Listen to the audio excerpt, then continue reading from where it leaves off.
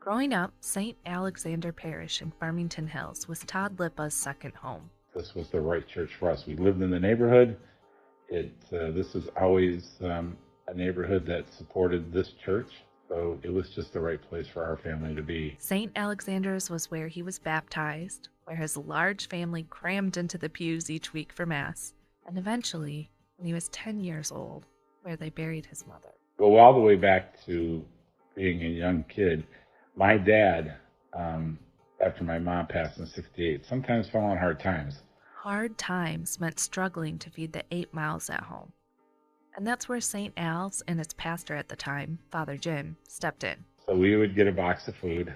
Back then it was probably little wooden crates and stuff like that. They'd fill it up and you'd walk out with some food to get through and there was 8 of us at home, so that really did help. Those little boxes of food were the security Todd's family depended on to get through some difficult years. Todd's and many others. And then Father Jim Wright really made this a pantry. He went from a little garage storage unit to expanding in that process a little bit bigger. And then the family started to grow. And Jim was a real true believer in lifting people up. You know, if you were down and out, he wanted to make sure you were up and moving. So he not only did he take care of making sure you had the food that you needed, but if you needed clothing, he found it for you. If you needed utilities paid for, rent paid for, and that's what he believed in, and that's what his mission was to make sure every person who came into his building was cared for. And I think that's most of us that have this type of connection to human life want to see the best for everyone. In 2006, Father Jim Wright passed away. 8 years later, St. Alexander Parish closed. For 3 years, Todd drove by the empty, unlit church with a pit in his stomach and an anxiety about the families who had held onto that church as their lifeline. He saw the potential of the unused space, the suspended vision of Father Jim, and he realized he was actually in a perfect position to do something to continue his legacy. Welcome to Detroit Stories, a podcast on a mission to boldly share the stories of the people and communities in Southeast Michigan. These are the stories that fascinate and inspire us. This episode is brought to you by the Pime Missionaries, Catholic priests and brothers evangelizing in 19 countries around the world and celebrating 75 years of service in Detroit. Visit PimeUSA.org to learn more. The possibility of the permanent closure of St. Alexander's food pantry and all that Father Jim had hoped to achieve amounting to nothing was not something Todd Lipa could swallow. For years, St. Al's was his family's community, spiritual home, and a haven during the most difficult time of their lives. But it wasn't just personal for Todd anymore. For over 20 years, he had been working as the director of Farmington and Farmington Hills Youth and Family Services. Much of his work had been directing after-school programs to give youth a safe place to go after school. In less than a year, funded through grants from the state of Michigan, he and the department had created over 5 centers throughout the Farmington Hills and Farmington school districts that had over 200 kids a day attending. In his career, more than 17,000 kids came through one of the after-school programs. So he was well acquainted with the needs of the vulnerable families in the district and how many depended on the charity of the St. Al's Food Pantry. Our worry was that the 100 to 125 families that were coming here, mostly Farmington Hills families, where would they go? And the 30-some families that I knew, we were concerned about where will they go. And that's why the diocese kept it open. Despite public perception about the seeming affluence of the community, Todd is deeply aware of the reality of those living at or near the poverty level in Farmington Hills, and how food insecurity would just be one more burden of many to handle. With this knowledge, the Archdiocese had a decree that the food pantry would be maintained until another entity took it over, or they found a place to rehouse it. Todd Lipa, along with the former and present mayors of Farmington Hills, wanted to be that entity. During those 3 years the church remained empty, Todd worked like a madman to continue Father Jim's legacy. Farmington Hills Mayor Ken Massey, former Mayor Jerry Ellis, and himself filed a 501c3 for a new organization, CARES, that stands for Community Action Resources Empowerment Services. On July 1st, 2017, CARES officially took over the food pantry and bought St. Alexander's. It's a long 3.5 years, but it's worked out very well. What we believe is that we have taken what he showed us. We are doing all of what they wanted to with an expanded version. An expanded version is putting it lightly. CARES Food Pantry gives over 500 needy families monthly groceries, hygienic, and household items. They have converted the former convent into a supermarket run entirely by volunteers, designed for anyone in the community to shop. And all proceeds go back to CARES to help cover the costs of the pantry. They have 5 AA programs, an NA program, a navigation center with volunteers who help visitors secure everything from bridge care to health care, a team of social workers, and an outreach coordinator who helps those without transportation secure food delivery. In their short 5-year run, they've become known in the community for being the organization to solve any crisis, even those not listed on their website. This dogged generosity is possible because everyone in the community sees what CARES is doing, and they want to be a part of it. The other is a private organization. It's a company here in Farmington that's they're a very large heating, cooling, and plumbing organization. And when we run into a family who needs any one of those pieces done, we assess it from the standpoint of, are you in need of this? They go out and assess the situation of what they really truly need to be redesigned in their homes, and then that company goes out and fixes it. And in the first 5 months of our operation together, they've done $47,000 worth of repairs, and it's been amazing to watch. And they don't want any fanfare for it. They just, if we have a situation and someone in our service area needs it, we can communicate with them and they'll take a look at it. We have we have a profit business, and this young man is in the landscaping business. And Tim Wasmer and Wasmer Landscaping came in here and did all of our landscaping, fixed up our courtyard, and then walked out of here with, nope, I just wanted to make it as pretty as we could, because he grew up in this area, knew this church. RCI Electrical, they have done everything in these buildings for us. I don't think I've ever gotten a bill. To when the pandemic first hit, it was 8 phone calls, and finally got one company that did high-lows, and all of a sudden this beautiful Gail Bell is her name, and they own Bell Forklift. She sends a forklift out here. She sends a high-low out here, and it should have been about $500-600 a month. She never charged us, and when the pandemic seemed to slow down, she gave all the equipment. Her family just said, here, take it all. Keep doing the work you're doing. For a boy who used to sink down in his seat in the car with embarrassment every time his dad had to get a box of food from the parish, his biggest goal was to imbue dignity in every visitor. My greatest viewpoint one afternoon was an 8-year-old boy shopping with his mom.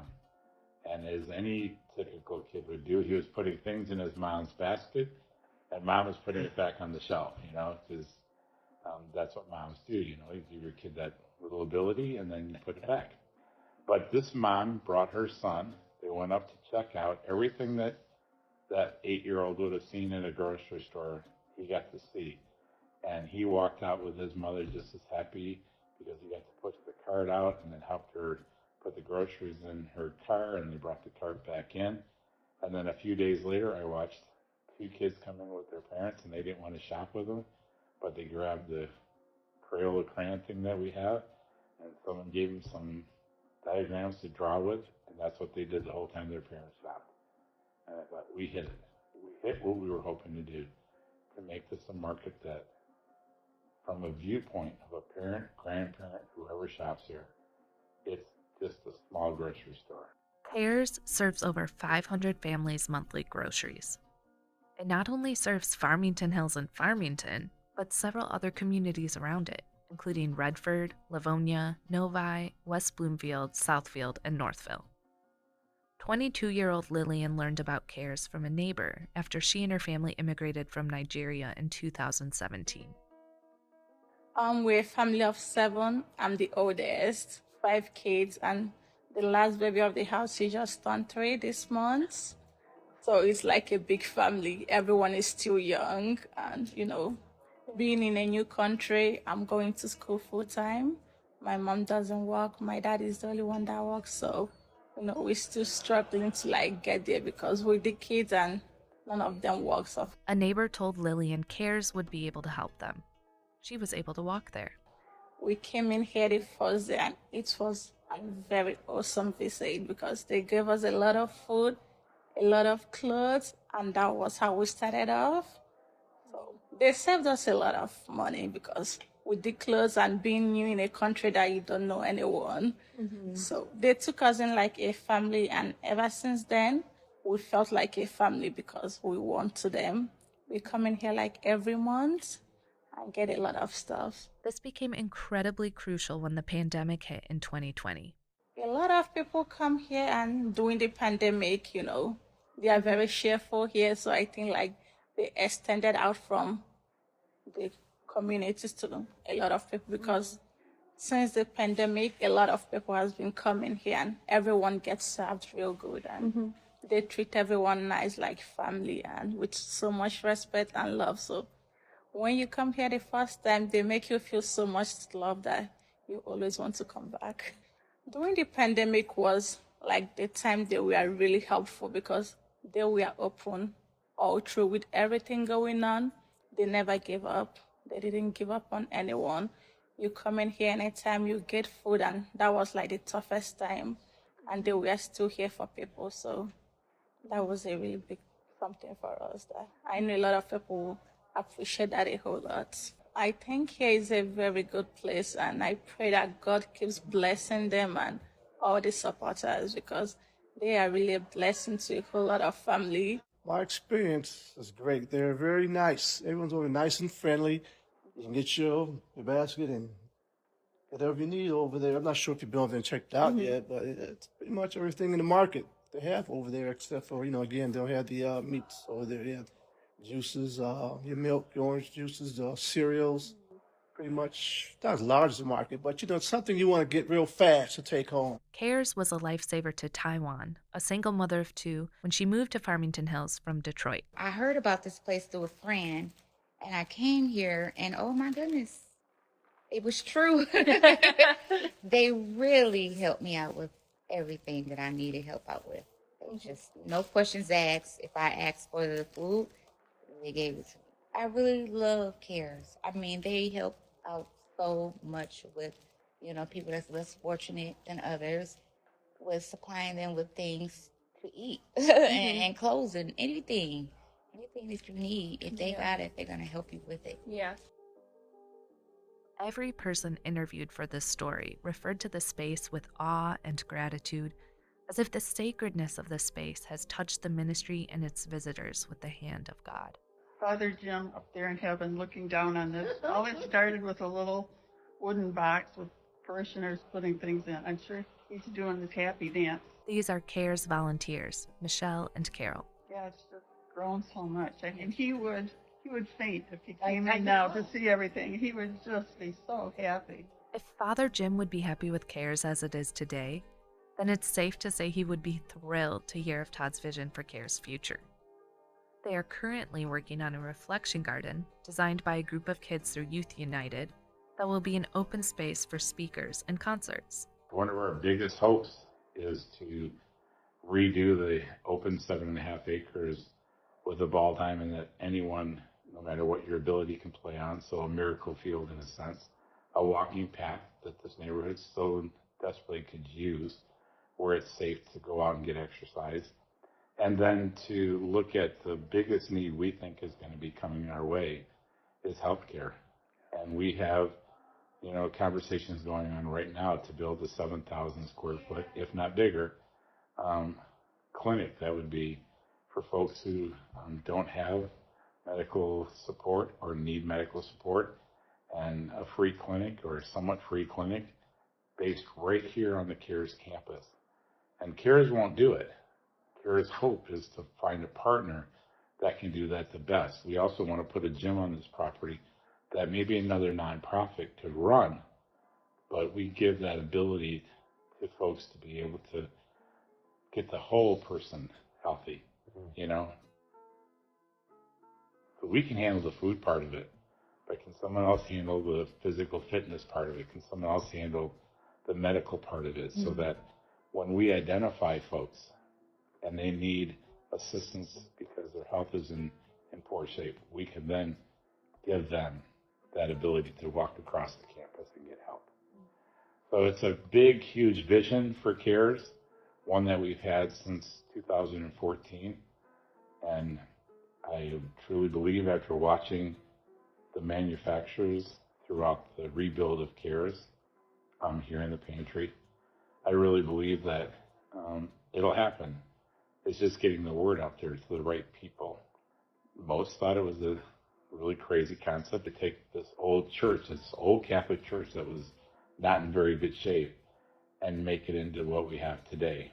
You know, but the concept of having a number of nonprofits working together is what we hope others will see. And there's too many Catholic churches sitting vacant that could they be looked at, and could they really be turned in to something that does exactly what we're asked to do every day if we have a strong faith, and that is to lift people up. And why should a building like this have sat vacant or been torn down when we could take this old Catholic church that was a servant church to begin with and make it something that still serves? Detroit Stories is a production of Detroit Catholic and the Communications Department of the Archdiocese of Detroit. Find us on Apple Podcasts, Spotify, Amazon Music, or wherever you get your podcasts. This episode is brought to you by the Pine Missionaries, Catholic priests and brothers evangelizing in 19 countries around the world and celebrating 75 years of service in Detroit. Visit pineusa.org to learn more.